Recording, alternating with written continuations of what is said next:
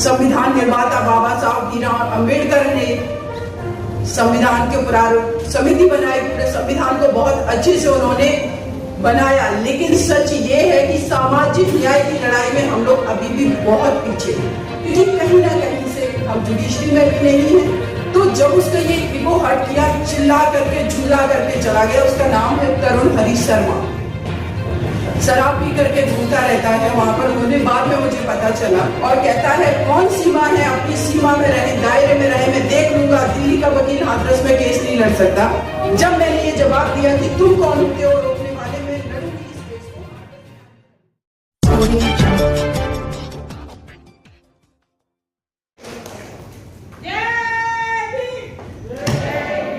जय भीम। मैं अभिरामी जी को शुक्रिया अदा करती हूँ कि उन्होंने आज हमारी बेटी, हमारे देश की बेटी, जिसको लोगों ने रात के समय 2:30 बजे जला दिया। जब मैं वो वीडियो देख रही थी उस समय मैं वहां नहीं थी। हालांकि उस केस को मैं पहले से ही फॉलो कर रही थी। भारत में जहां पर भी क्राइम होता है, हमारी कोशिश होती है कि किसी न किसी माध्यम से अगर मेरे तक पहुंचता है तो मैं उस जगह नहीं पहुंचती हूँ, लेकिन मेरी कोशिश होती है कि वो जो थाना है वहां पर एसपी है, डीएसपी, उनसे बात करूं, उनसे मैं स्टेटस मांगूं कि केस में क्या होगा। वैसे ही मैं अपनी मनीषा के केस में कर रही थी। मैं यहाँ नाम ले सकती हूँ, मुझे फर्क नहीं पड़ता है। परिवार को दबाने के लिए आपने कानून बना दिया कि पीड़िता का जो नाम लेगा वो क्राइम कर रहा है। जो बड़ा क्राइम है उसको छुपाने के लिए, दबाने के लिए ये झूठे कानूनों पे हम भरोसा नहीं करते। रात में जब वो मैं वीडियो देख रही थी, 29 तारीख को मैं मनीषा से मिलने जाने वाली थी सफदरजंग अस्पताल में। 28 तारीख को मैं फेसबुक पर लाइव आई थी। पता चला मुझे एक न्यूज चैनल के माध्यम से कि मनीषा की डेथ हो चुकी है। मैं नहीं मानती कि उस बेटी की ये डेथ ऐसे ही हो गई। डेथ शब्द नहीं है, वो मर्डर है। वो सिस्टम के द्वारा, उन लोगों के द्वारा मर्डर है जो 4 लोगों ने गैंग रेप किया। जब वो 2:30 बजे रात को उस बेटी को जलाया जा रहा था तो वो सिर्फ मनीषा की डेड बॉडी नहीं थी, हमारे देश के दलित समाज के नागरिकों की आइडेंटिटी, उनकी गरिमा को जला रहे थे आप। हमारे देश की 49% महिलाओं की आबादी की गरिमा को जला रहे थे आप। किस लिए जला रहे थे? सच को छुपा सके। किस लिए जला रहे थे? लॉ एंड ऑर्डर का झूठा बहाना बना करके कि कहीं ऐसा ना हो कि एक बहुत बड़ा आंदोलन खड़ा हो जाए। लेकिन मैं सैल्यूट करती हूँ उन भाइयों को जो दिल्ली में सफदरजंग अस्पताल के बाहर और पहले दिन से उस बिटिया की जस्टिस के लिए लड़ रहे थे। सैल्यूट करती हूँ मैं उस परिवार को। हालांकि मैंने उस परिवार की आंखों में देखा है। जब मैं पहली दिन वहां पर गई थी, मुझे नहीं जाने दिया। एडीएम से झगड़ा हुआ, काफी झगड़ा हुआ, लेकिन उसके बाद जब मैं 3 तारीख को वहां गई, मैंने देखा जो उस परिवार के आंखों में जो दहशत थी, ये दहशत किसी और ने नहीं, हमारे सिस्टम ने उनके अंदर दी हुई है। वो ये नहीं बता पा रहे थे डर के वजह से कि मैडम हम अभी अपने आप को बचाएं, अपनी बेटी को न्याय दिलाएं। हम सभी ने देखा मीडिया में क्या चला, एक नैरेटिव गढ़ा गया। 14 सितंबर 2020 को उस बिटिया के साथ अपराध होता है और उसमें से जो 4 इसमें एक्यूज हैं, जो कल्प्रिट हैं, उसमें से एक कल्प्रिट का जो फादर है वो उसी चंदपा थाने में जॉब करता है। आप सोचिए, एक तो वो पीड़ित वाल्मीकि समाज से आने वाला परिवार, गरीब परिवार, जिसको समाज में इक्वलिटी नहीं दी गई, और जो एक्यूज हैं उनके परिवार के सदस्य चंदपा थाने में नौकरी कर रहे हैं। क्या उनकी सही से एफआईआर लिखी जाने की संभावना है? ये संभव नहीं था। जब वो बेटी के ब्रदर और मदर वहां पर लेकर के गए उस बेटी को, आप देखेंगे जब वो वीडियो, अगर सभी ने देखा, हम सब लोग उस घटना से वाकिफ हैं, जमीन में फर्श पर उस बेटी को लिटाया गया है। कांस्टेबल खड़े होकर के वहां पर पूछ रहे हैं कि तुम्हारे साथ क्या हुआ, और वो बेटी बोल रही है कि जबरदस्ती की गई और अगर हमने जबरदस्ती से अपने आप को बचाने की कोशिश की तो मुझे मारने की पूरी कोशिश की गई, गला दबा दिया। जिस थाने में वो पीड़िता ये बात बता रही है, फिर क्यों एफआईआर में धारा 376 नहीं लगाई गई? और आप परिवार पर एलिगेशन लगा रहे हैं कि रेप नहीं हुआ है, बलात्कार नहीं हुआ है, कंपनसेशन के लिए उन्होंने झूठी एफआईआर कराई है। कितना आप बदनाम करोगे? एक तो आपने पहले से इतना भेदभाव कर रखा है, माना कि हमारे देश के संविधान निर्माता बाबा साहब भीमराव अंबेडकर ने संविधान के प्रारूप समिति बनाई, पूरे संविधान को बहुत अच्छे से उन्होंने बनाया, लेकिन सच ये है कि सामाजिक न्याय की लड़ाई में हम लोग अभी भी बहुत पीछे हैं। राजनीतिक लड़ाई में हम पार्लियामेंट में पहुंचे हैं, लेकिन मुझे तो कभी कभी महसूस होता है कि चाहे वो दलित समाज हो, चाहे ओबीसी समाज हो, अभी भी कठपुतली बना हुआ है सिस्टम का, क्योंकि ये सिस्टम वाकई में हमें नचा रहा है, हमें अपने अनुसार चला रहा है। तो ये सामाजिक जो लड़ाई, उसी का नतीजा है कि हम निचले स्तर पर जहां पर समाज में बैठे हुए हैं, वहां पर हमारी बेटियों के साथ अत्याचार होंगे, हमारे दलित भाइयों के साथ अत्याचार होंगे, तो उनकी एफआईआर भी नहीं लिखी जाएगी। जैसे कि अभी यहाँ पर हमारी जो मैम बोल रही थी प्रोफेसर, उन्होंने बिल्कुल सच कहा कि अगर किसी भी क्राइम में, किसी भी अपराध में SC एक्ट लगा है, इमीडिएटली आपको अरेस्ट करना पड़ेगा।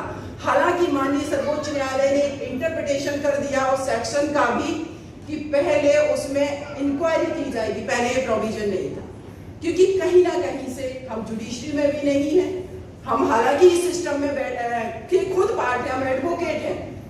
मैं माननीय सर्वोच्च न्यायालय के जो इंटरप्रिटेशन होते हैं, जो कानूनों का आप निर्वचन करते हैं, हमारे पार्लियामेंट में बने स्ट्रॉन्ग कानून को आप निर्वचन के द्वारा कमजोर कर देते हैं। और वही SC ST एक्ट के साथ हुआ कि पहले इंक्वायरी होगी, उसके बाद अरेस्टिंग होगी। जो इसमें मेन एक्यूज है लड़का संदीप सिंह, उसकी गिरफ्तारी 20 तारीख को होती है, ना कि 14 तारीख को, जबकि 14 तारीख को वो पीड़िता थाने में बोल रही है, पहली बार अपनी माँ को, अपने भाई को बता रही है।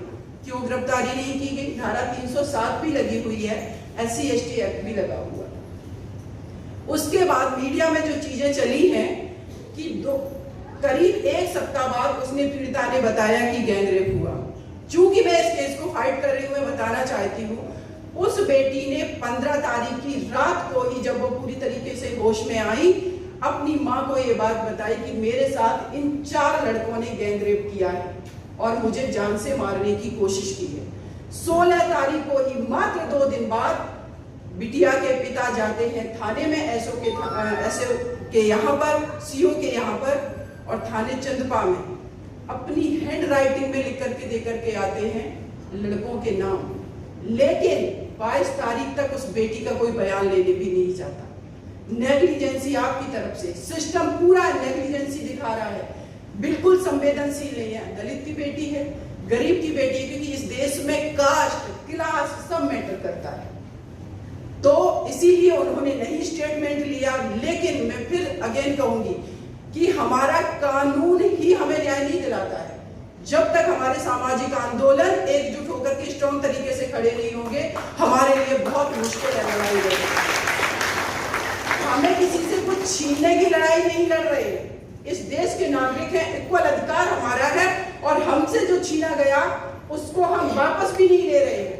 लेकिन अब हमें अगर तुम रोकोगे तो हम रुकेंगे नहीं। अब हम अपना शोषण नहीं चाहते हैं, और वही डिग्निटी की लड़ाई हम अपनी महिला के लिए लड़ रहे हैं और आगे भी लड़ते रहेंगे। उसके बाद मैं इसी बात को आगे फर्दर करना चाहती हूँ कि जब 22 तारीख को और आंदोलन खड़े हुए, कुछ समाज के लोग, कुछ लोग मिलने जाने लगे, मीडिया में मैटर हाईलाइट हुआ।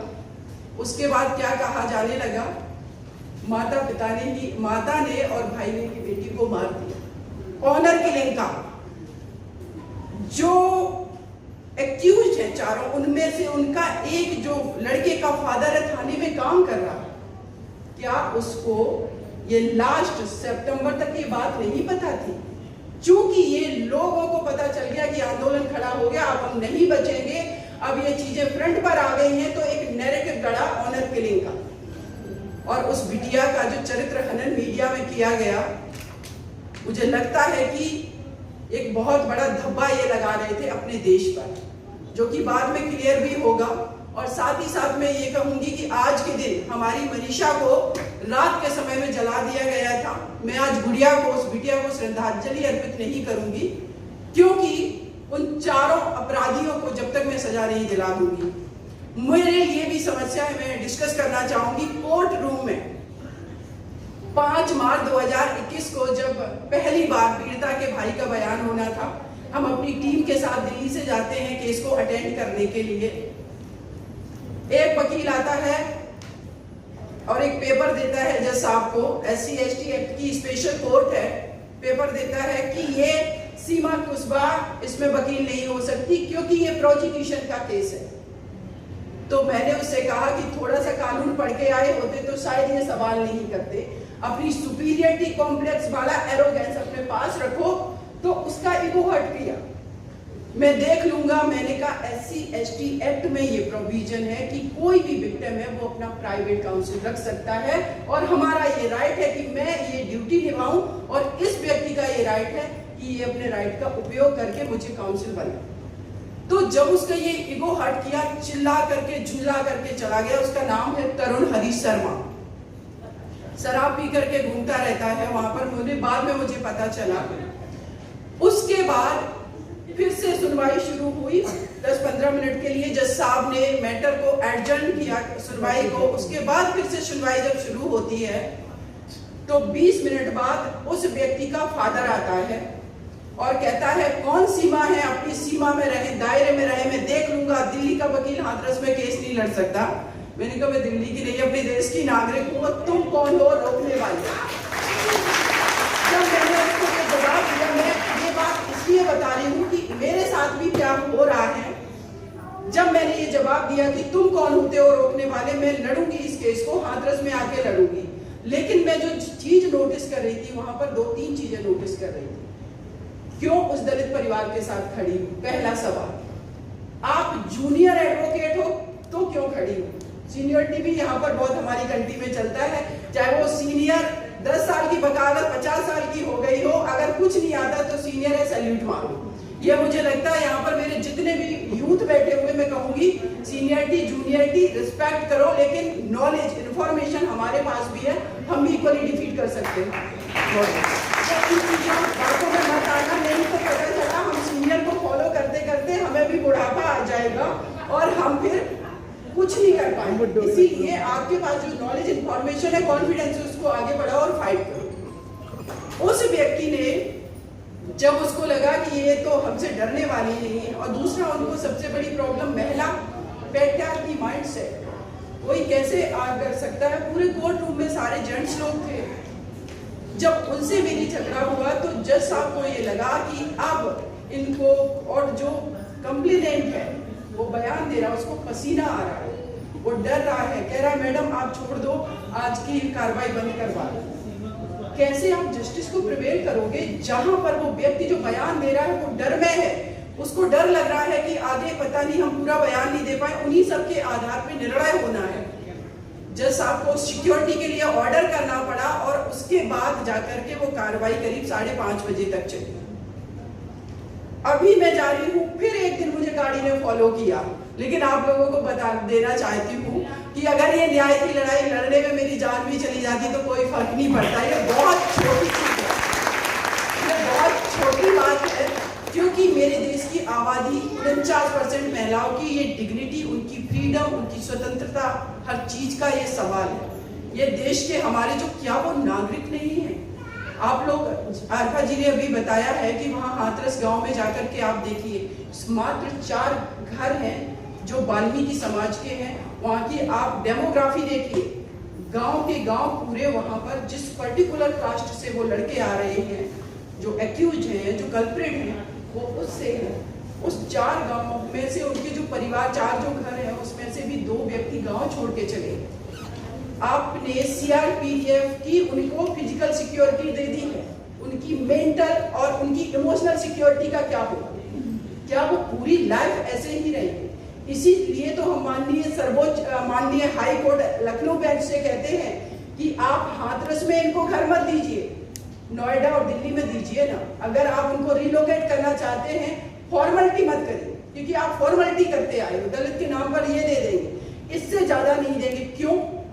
अगर आपने सोमोटो कॉग्निजेंस लिया है, आपको लगा कुछ गलत है, तो ज्यादा दीजिए, उतना दीजिए जितने में वो अपनी लाइफ को स्टेबल करके, उस घर में 3 छोटी बच्चियां हैं, कौन गारंटी लेगा कि उस गांव में वो रहेंगे, दोबारा उनके साथ क्राइम नहीं होगा? तो ये बहुत बड़ी बड़ी समस्याएं हैं। और मैं साथ में यहाँ जितने लोग बैठे हुए हैं, एक ही बात कहेंगे, सब लोग बहुत बड़े अच्छे एक्टिविस्ट हैं, हमेशा निरंतर काम करते रहते हैं। लेकिन मेरा जो अपना ओपिनियन है वो स्पेशली महिला सुरक्षा को लेकर ये कहूंगी कि इस स्त्रियों से भी और हमारे पुरुषों से भी, कि हमारे घर में जो अपब्रिंगिंग हम कर रहे हैं अपने बच्चों की, बेटे और बेटियों की, उसमें हम अंतर ना करें। जिस बेटी को हम अपने घर में बोलने नहीं दे रहे हैं, कह रहे हैं तुम्हें इनोसेंट दिखना है, तुम्हें पतला दिखना है, तुम्हें शादी करनी है, बाप से जुबान मत लड़ाइए। ये मैं गांव की बात कर रही हूँ, शहर की भी बात कर रही हूँ। जुबान मत लड़ाइए बाप से, ससुराल जाओगी तो ऊंची आवाज में बात करोगी।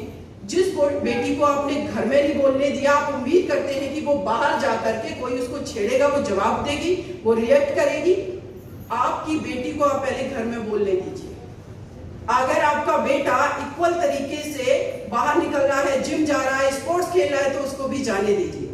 क्योंकि अगर आपने सिर्फ उसको 10th 12th ग्रेजुएशन या मैं कहूंगी PhD भी करा दिया, तब भी वो कॉन्फिडेंस नहीं आएगा अगर उसको एक्सपोजर नहीं मिलेगा। इसलिए अपने घर के बच्चों को बाहर निकालिए, उनको दुनिया देखने दीजिए, उनको खुद अपने आप से लड़ने दीजिए। सारी लड़ाई हम ही लोगों को नहीं लड़नी। हमें अपने घर में ऐसे बच्चे तैयार करने हैं जो अपने हिस्से की लड़ाई खुद लड़ना सीखे।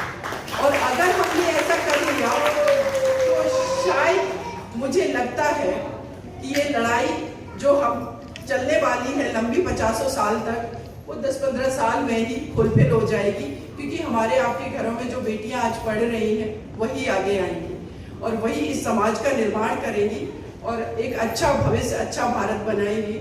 और आगे मैं आप सभी लोगों को फिर से थैंक यू अदा करती हूँ कि इतना पीसफुल तरीके से आप लोगों ने सुना मुझे। और मंच पर जो हमारे सभी गेस्ट बैठे हुए हैं और स्पेशली अभिरामी जी, आपका मैं बहुत बहुत शुक्रिया अदा करती हूँ कि आपने आप लोगों से मुझे रूबरू होने का मौका दिया। Thank you so much.